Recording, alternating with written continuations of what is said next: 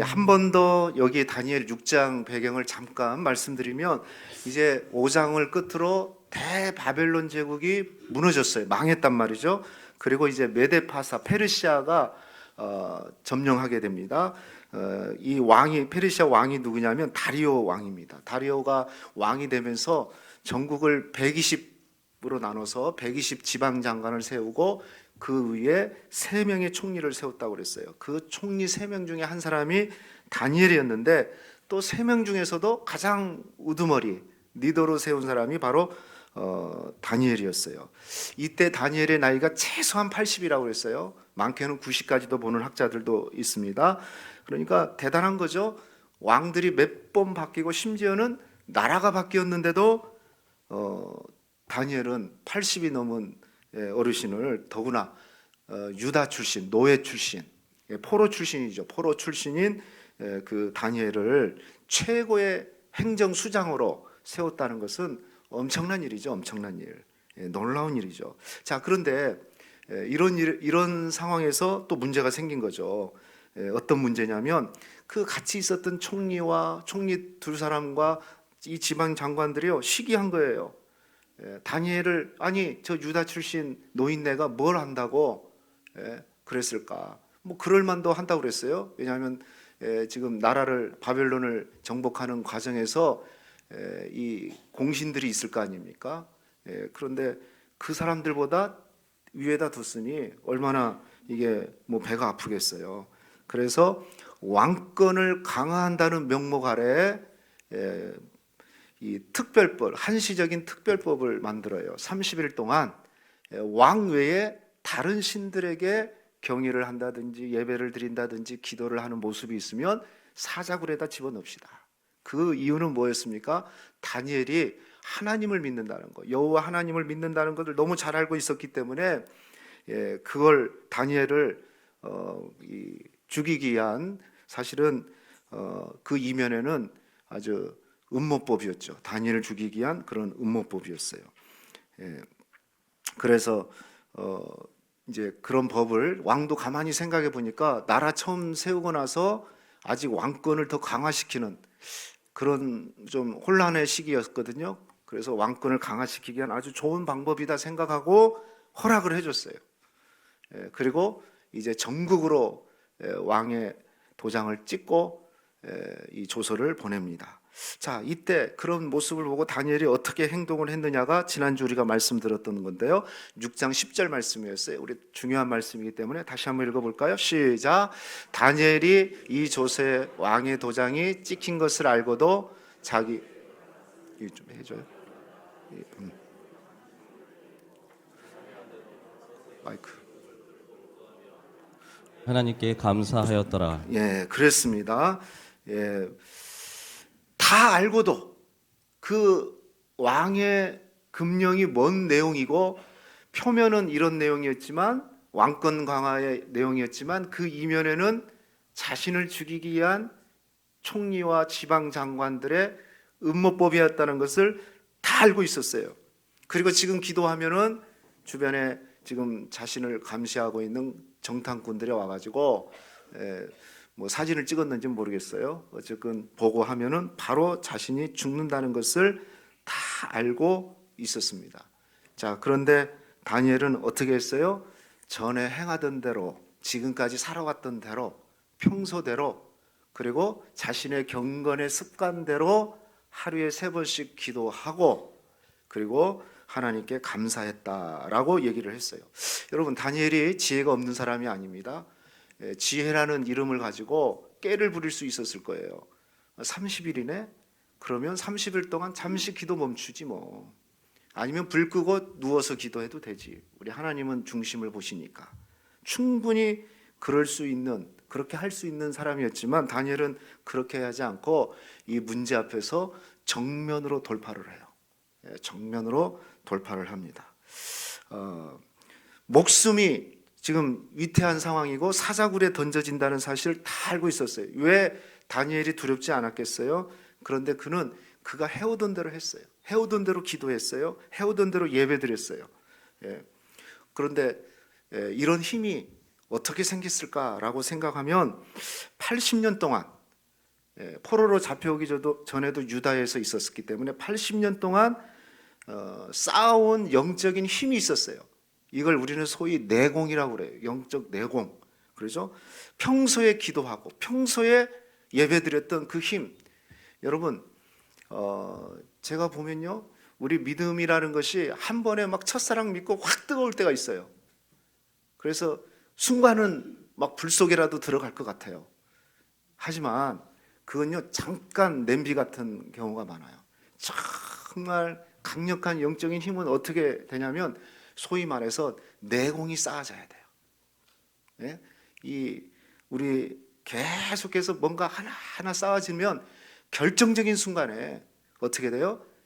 어떤 위기가 왔을 때도 정면으로 돌파할 수 있는 그 힘이 나와요. 그런데 내공이 없는 자, 영적인 내공이 없는 사람은 문제 오면요, 좋을 때는 막 확 좋죠. 그런데 정말 문제 올 때는요, 피해가고, 그냥 돌아서 가고, 그런단 말이죠. 그래서 우리 믿음 생활이 평소에 내가 어떻게 하고 있느냐가 참 중요해요. 이건 쌓여지는 거예요. 여러분이 평소에 예배하는 생활이 오늘 하루 예배 드리는 것도 맞지만은 시간이 지나고 나면은 그것이 내 안에 영적인 힘으로 쌓아지는 거예요.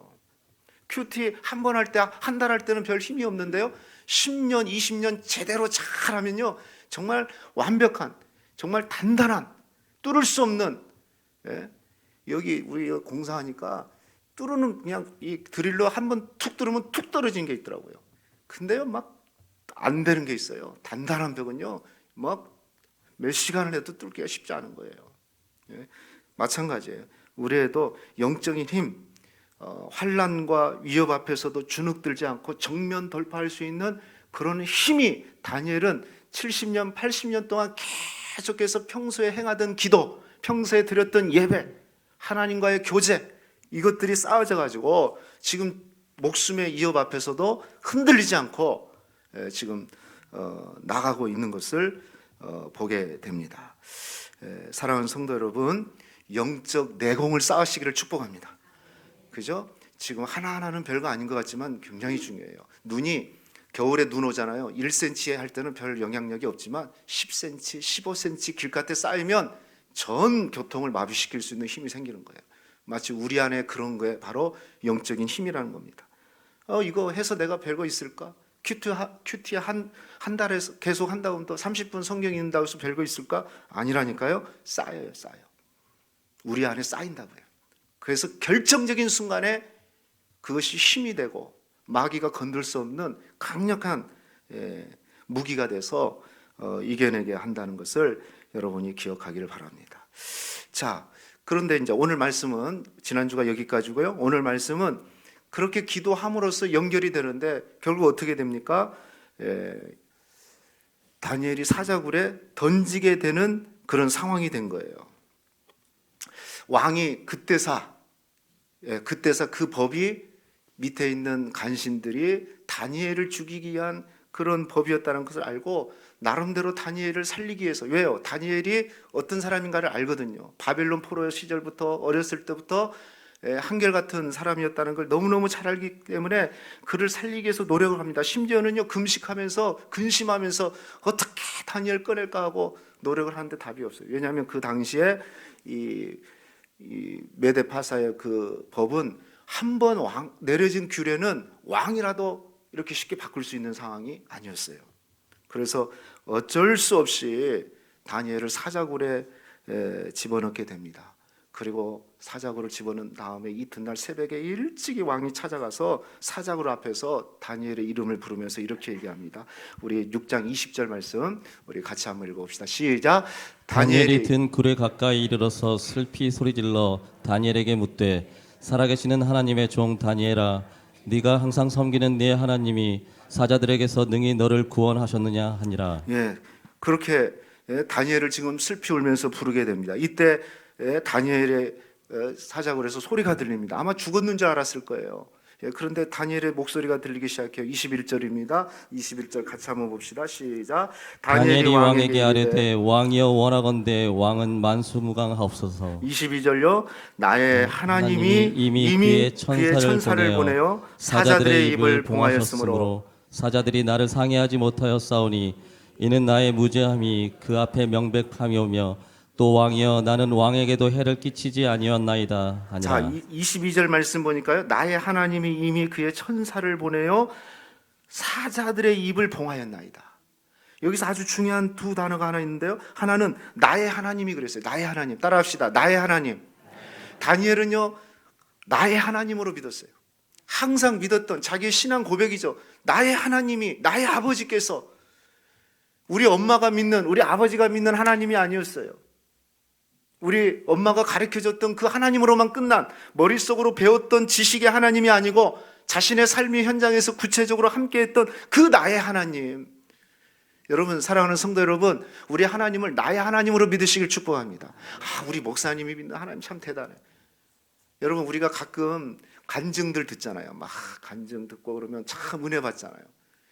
그런데 그 하나님이 그분의 하나님이지.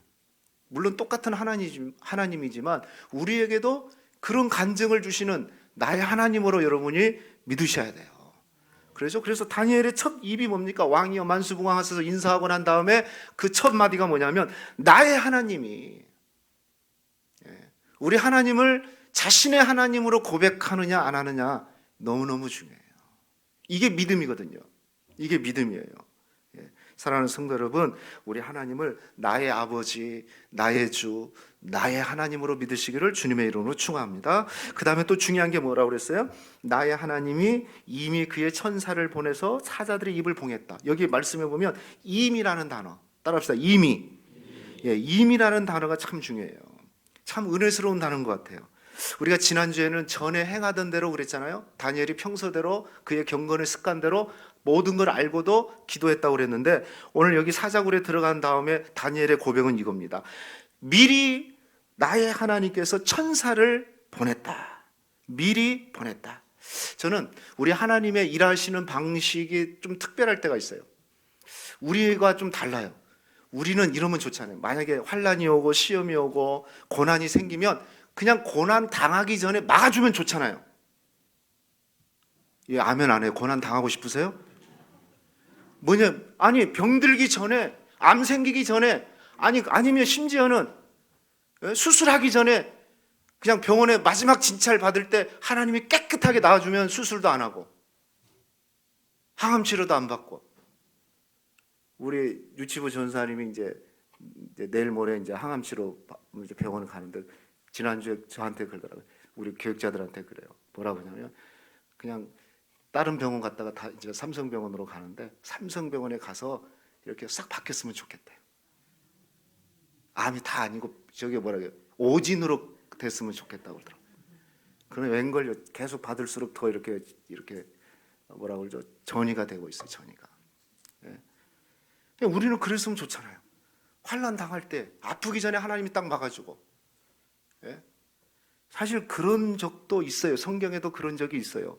사도들이 복음 전할 때 잡혀가지고 매 맞기 전에 중개자가 해가지고 보내보는 경우도 있어요. 또 어떤 때는요 그렇지 않아요. 근데 오늘 여기 말씀도 보고 대부분에 보면은 그렇지 않아요. 아마 믿음이 처음 시작할 때는 어린애 신앙이기 때문에 미리 막아주는 은혜들이 있는 것 같아요. 하지만 신앙의 성숙의 과정에서 보면은요 고난과 시험과 환난이 왔을 때 사실은 그 고난 속으로 집어넣어요. 하나님이 환난 속으로 집어넣어요.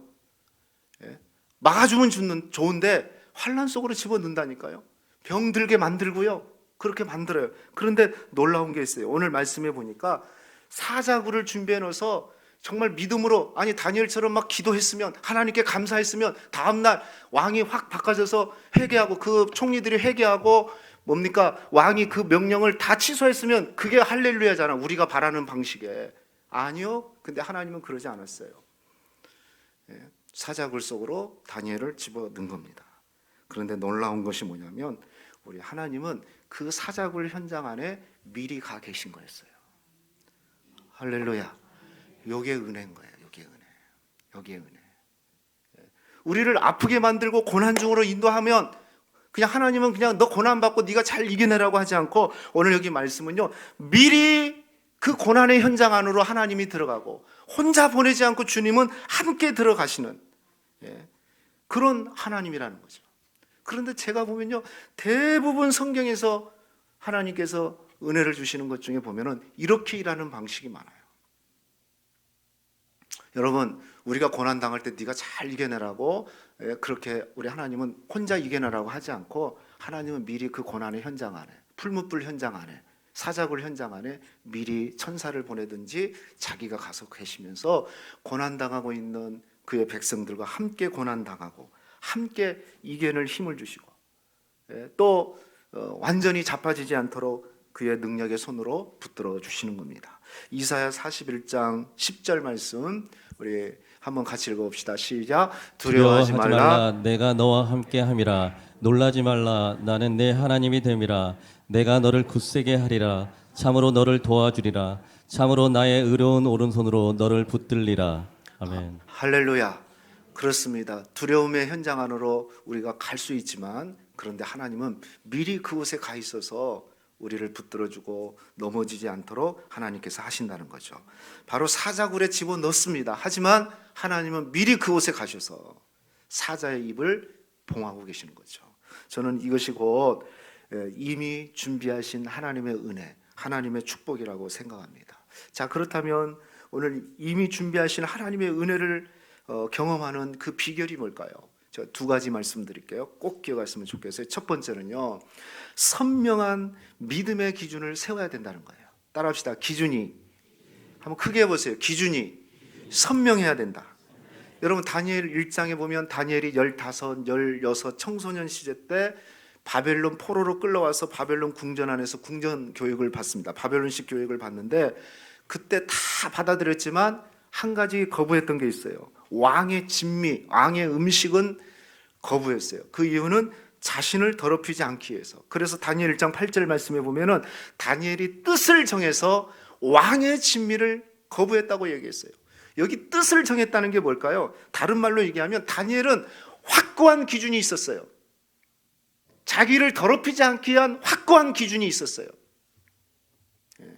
그래서 다른 것은 다 양보해도 그것만큼은 내가 양보할 수 없다. 저는 우리가 신앙생활 하는데 앞으로 더 중요해요. 요즘 우리가 가는 시대를 포스트 모더니즘 시대, 이 기준이 희미한 시대, 절대성이 없고 유일성이 무너지는 그런 시대거든요. 자, 그런 시대에 우리에게 꼭 필요한 게 뭐냐면 선명한 신앙의 기준을 세우는 것이에요. 이 기준이 무너지면요, 다 무너지는 거예요. 다니엘은 청소년 때부터 기준을 정했고 지금 80이 돼서도 목숨이 위태한 그 상황 속에서도 평소에 자기가 행하던 대로 믿음을 지켜내고 정면으로 돌파해낼 수 있는 그 힘은 뭐냐면 믿음에 대한 선명한 기준이 있었기 때문에 그래요. 여러분, 기준이 뭐죠? 우리가 체육 시간에 보면 우리 체육 시간이나 아마 남자분들은 군대 갔다 오면 너 기준 그러면 선생님이 기준 그러면 사열 종대로 모여 그러면 그 기준을 중심으로 해서 학생들이 쫙 줄을 서는 거예요. 그때 중요한 게 뭐예요? 기준은 움직이면 안 돼. 이 어려운 얘기를 알아들으십니까? 기준이 움직이면 사람들이 다 움직이는 거예요. 기준이 움직이면 안 되는 거예요. 그죠? 기준이 흔들리면 다 흔들리는 거예요. 저는 신앙에도 똑같아요. 우리의 신앙의 기준이 흔들려 버리면요, 상황 따라서 어떤 문제 따라서 우리 믿음도 거의 휩쓸려 버려요. 이런 걸 우리가 상황신앙이라고 그러죠. 뭐 좋을 때는 좋고 슬플 때는 슬프고 안 좋을 때는 그냥 상황이 결정을 하는 거예요. 여러분, 여러분의 인생을 상황이 결정하도록 두지 않기를 바랍니다. 확고한 믿음의 기준을 세우고 나는 어떤 상황에서도 이 기준으로 생각해 보세요. 다니엘이 기준이 없었다면 왕이 지금까지 3명, 4명이 바뀌고 심지어는 나라가 바뀌었는데도 사람이 기준이었다면, 상황이 기준이었다면 15살 때 포로가 돼서 80, 90이 되도록 살아남을 수 있었을까요? 없었습니다. 저 사람은 어떤 상황에서도 기준이 선명해. 그러다 보니까 흔들리지 않았어요. 다른 사람도 그 기준을 다 인정해 줬던 거예요. 기준을 정하지 않으면 주의를 지키기가 쉽지 않습니다. 기준이 선명하지 않으면요, 11조 내기도 쉽지 않습니다. 헌금하기 쉽지 않습니다. 기준이 선명하지 않으면요, 무엇보다도 어떤 일을 선택하는 데 있어서 갈팡질팡, 그래서 이것도 아니고 저것도 아니고, 그렇게 기준이 중요해요. 믿음 기준을 딱 확고하게 세워놓으면 어떤 일이 있어도 내가 흔들리지 않아. 딱 정해져 있으니까. 그런데요, 그런 게 없는 거예요. 아이고, 어떤 문제가 오면 그쪽으로 휩쓸려 버리고, 또 상황이 이러면 그쪽으로 가버리고. 저는 그게 기준이에요, 기준. 여러분, 세상적으로도 성공한 사람들 보면 뭔가 분명한 기준이 있어요. 우리 신앙에도 마찬가지예요. 다니엘도 지금 그런 상황이었어요. 자, 우리가 확인할 것은요, 심지어는 불신자인 다리오 왕이 다니엘을 뭐라고 평가합니까? 자, 16절 말씀 한번 봅시다. 16절 같이 한번 읽어봐요. 시작. 이에 왕이 명령하매 다니엘을 끌어다가 사자굴에 던져 넣는지라.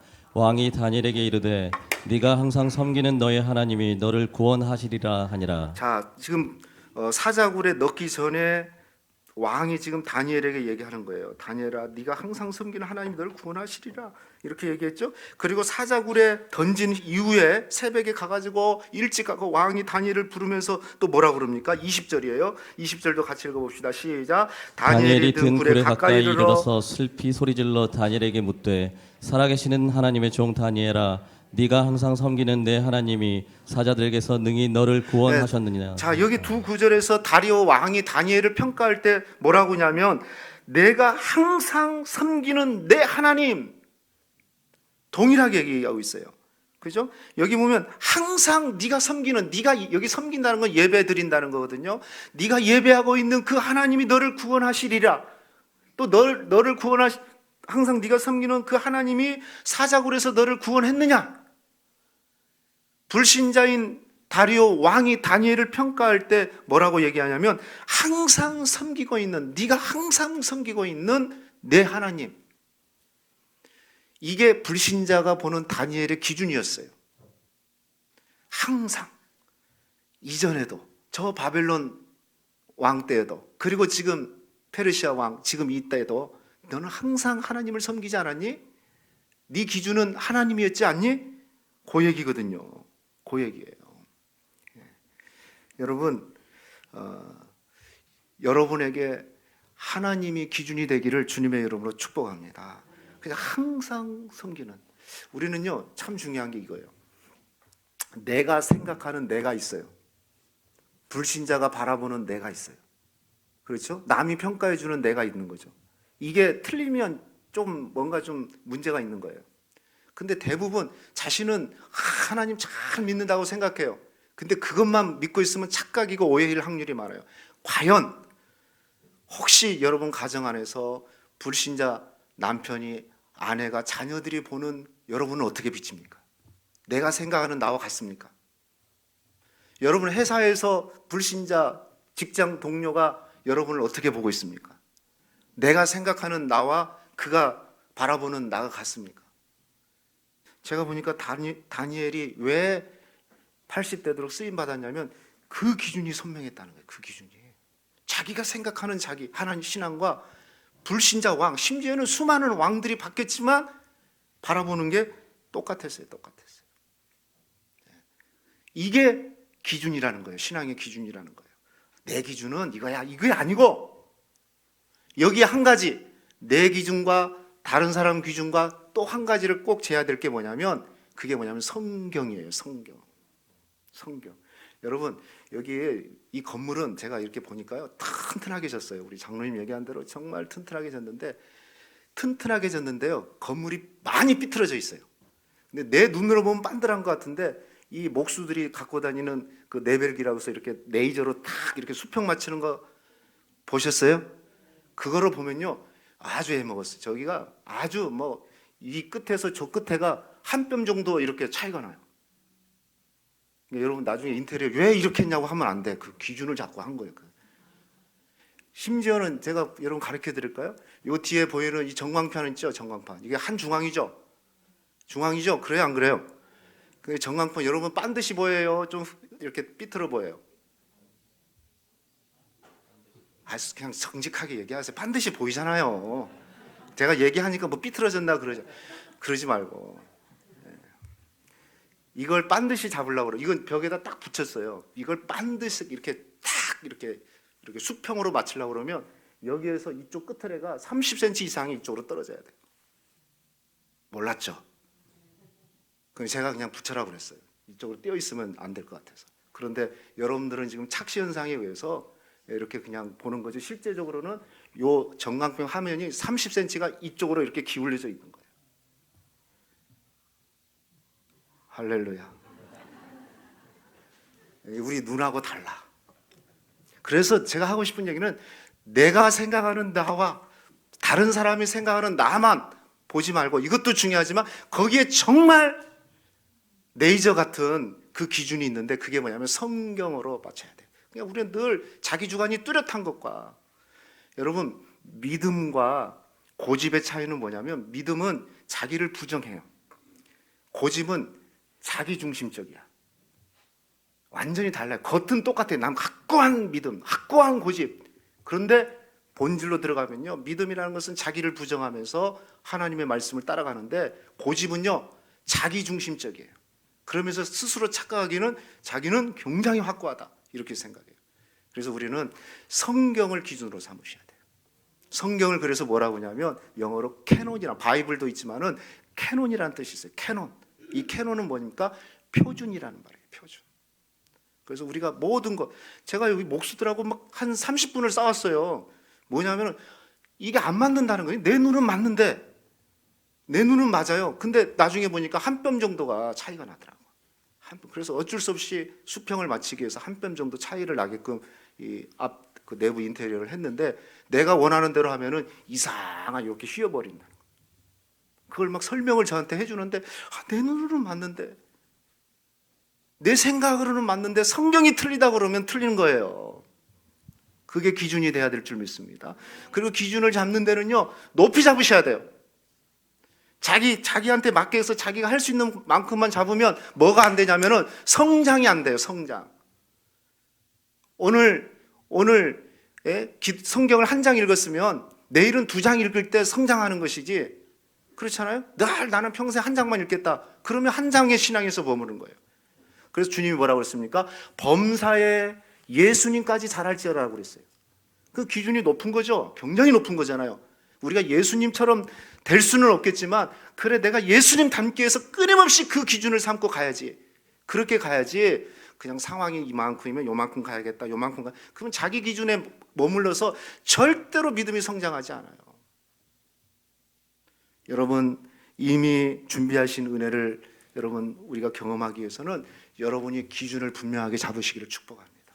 신앙의 기준 흐트러져 있다면 다시 잡으세요. 다시 단단히 매시고 매듭지시고, 그래 이제 연말도 다가오는데 내가 한번 되돌아보고 내가 뭘 잡아야 될까. 그렇지 않으면 주일 못 지켜요. 제대로 못 지켜요. 예배 제대로 못 드립니다. 기도 제대로 못 합니다. 큐티 제대로 못 합니다. 기준 정해놓지 않으면. 세상이 그냥 신앙생활 자유롭게 마음대로 하게끔 두는 세상 앞으로 절대 오지 않습니다. 바벨론 같은 세상, 하나님과 하나님의 법과 식이 통하지 않는 세상을 우리가 살아가게 되는 겁니다. 이럴수록 우리는 기준, 성경을 기준으로 잡고 나아갈 때 승리할 수 있다는 겁니다. 두 번째입니다. 다니엘이 이런 은혜를 경험한 두 번째 비결은요, 24시간 코람데오로 살았다. 따라합시다. 코람데오. 그냥 코람데오가 아니고 24시간 코람데오예요. 새벽에 왕이 굴을 찾아가서 다니엘을 불렀다고 그랬어요. 자, 22절을 아까 우리가 읽었는데 그걸 세번역 성경으로 다시 한번 읽어볼까요? 시작. 나의 하나님이 천사를 보내셔서 사자들의 입을 막으셨으므로 사자들이 나를 해치지 못하였습니다. 그것은 하나님 앞에서 나에게는 죄가 없다는 사실이 드러났기 때문입니다. 자, 거기까지요. 때문입니다. 그것은 나의 하나님, 그러니까 하나님 앞에서 나의 죄가 없다. 다니엘의 신앙, 그 앞에서 우리 개역 성경으로 그랬지만 여기는 하나님 앞에서 다니엘이 평생을 살아온 그 아주 중요한 믿음 중에 하나가 뭐냐면은 늘 하나님 앞에서 살았다는 거예요. 왕이 바뀌고 나라가 바뀌었지만은 그의 신앙이 바뀌지 않은 게 하나가 있었다면, 누가 바뀌든 왕의 눈치 따라서 상황 따라서 가는 아주 꽤 능한 건물술수에 능한 사람이 아니었고 정말 하나님 앞에서 사는 거예요.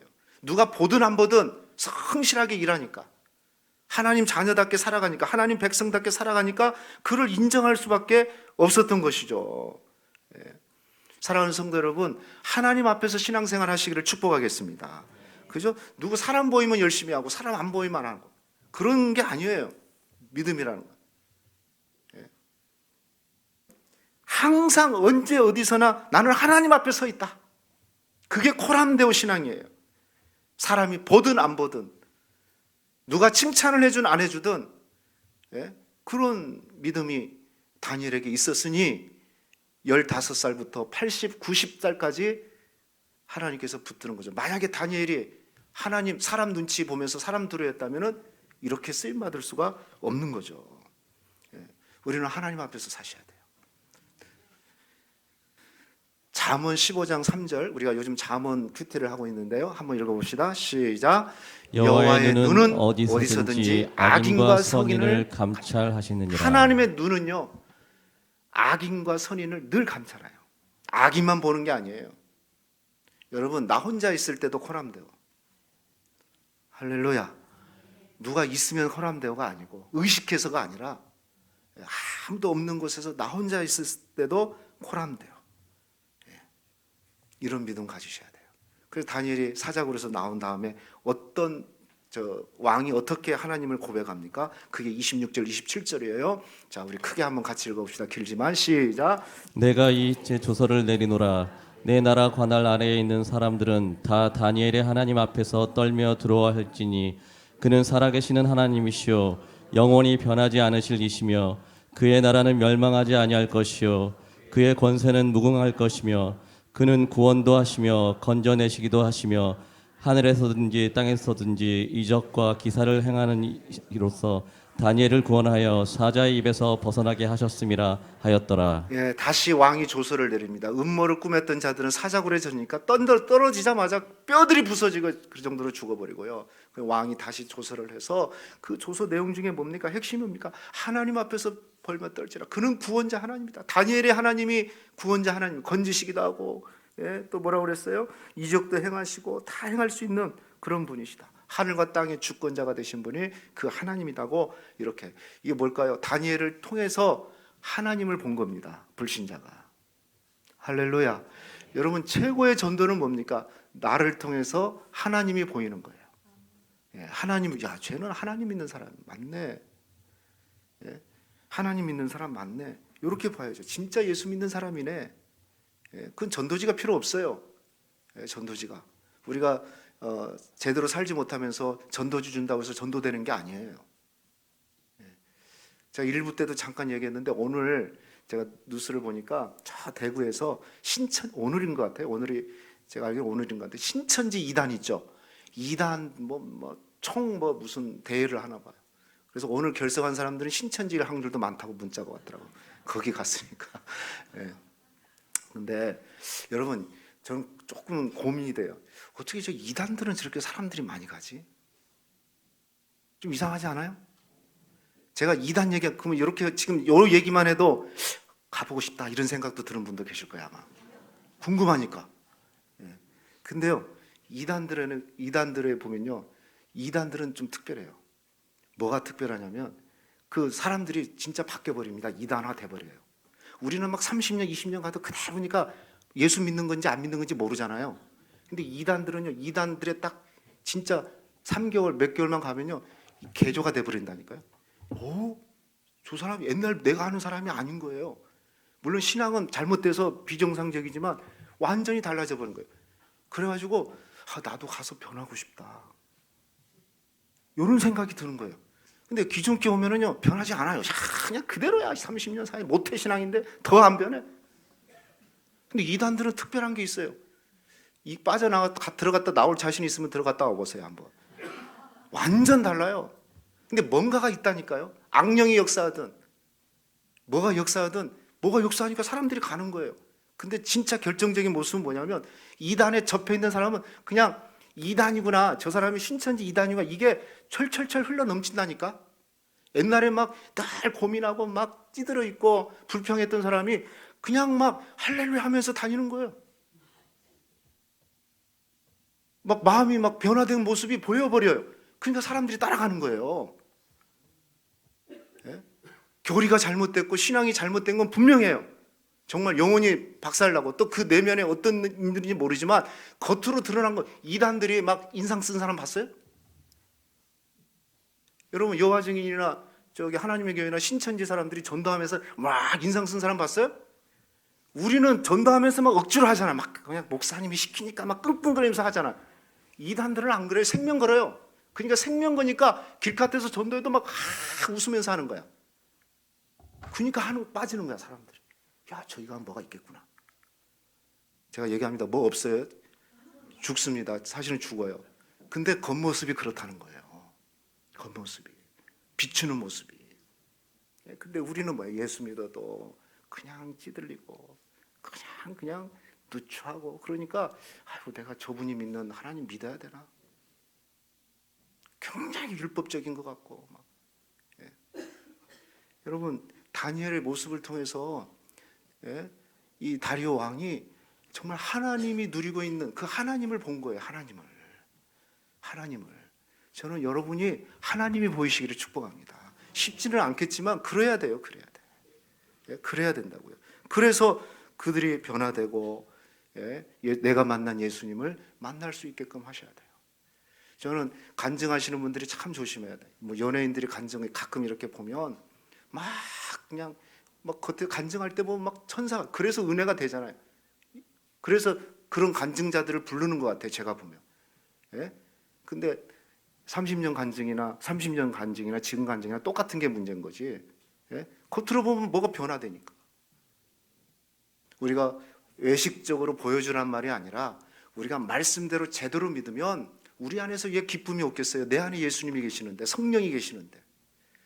할렐루야. 여러분 그 기쁨이 여러분 안으로 얼굴을 통해서 삶을 통해서 드러내기를 축복합니다. 그죠? 그래서 누가 봐도 예수 믿는 사람 많네. 예? 지금 다리오 왕이 그렇게 평가하잖아요. 그 왕 조서를 내려가지고 전국으로 보내버리잖아요. 하나님, 다니엘의 하나님이 진짜 하나님이다. 오늘 그리고 결론은 뭡니까? 이 다니엘을 삶을 결론 짓는 것이 마지막 절 28절이에요. 같이 한번 읽어봅시다. 28절 시작. 이 다니엘이 다리오 왕의 시대와 바사 사람 고레스 왕의 시대에 형통하였더라. 다니엘의 결론은 뭐였어요? 형통한 자였어요. 할렐루야. 저는 여러분이 형통한 자 되기를 축복합니다. 예?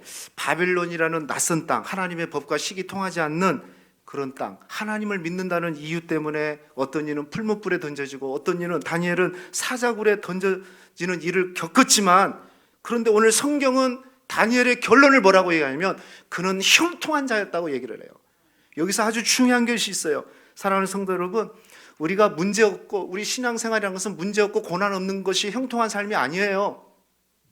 사자굴에 들어갈 수도 있고 풀무불에 던져질 수도 있는데, 그리고 어려움과 고난을 겪을 수도 있는데, 그 세상 앞에 하나님의 말씀이 통하지 않는, 원리가 통하지 않는 그 세상 중에도 하나님의 말씀을 가지고 살아내는 그런 사람의 삶을 형통한 자라고 결론 지고 있는 거예요. 우리는 아무 문제 없고 평안하고 그냥 부귀영화 누리면 참 형통한다. 그건 잘 사는 사람이에요. 그냥 부자로 사는 사람이에요. 몸 편하게 사는 사람이에요. 성경은 그런 사람을 형통한 사람이라고 하지 않아요.